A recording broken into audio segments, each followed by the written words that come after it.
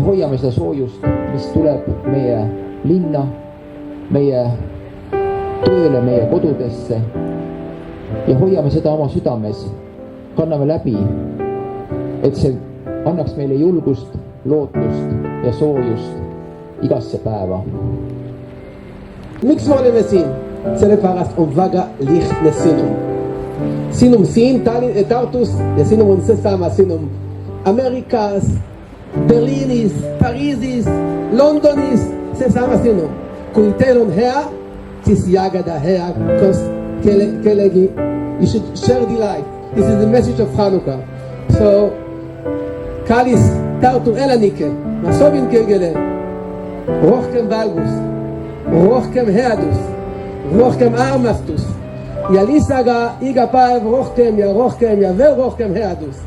Ja me oleme kindel, et valgus võtab olla pimedus alati ja see aasta ka siin Tartus ja kõige maailm. Soovin teile kõigile heit Hanukkah, pihi Hanukkah sameach.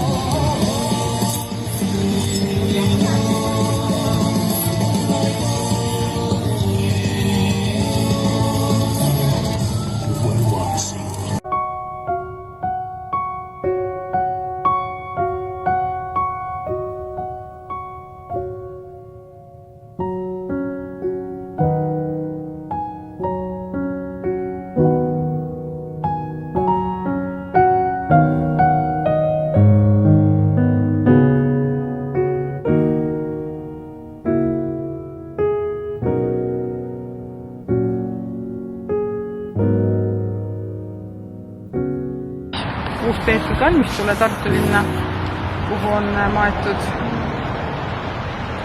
Kambja vallas oleva ilmapuu perekivi autor, idee autor. Ja tema nimi on Tiit Veeber. Jah. Hakkame siis minema.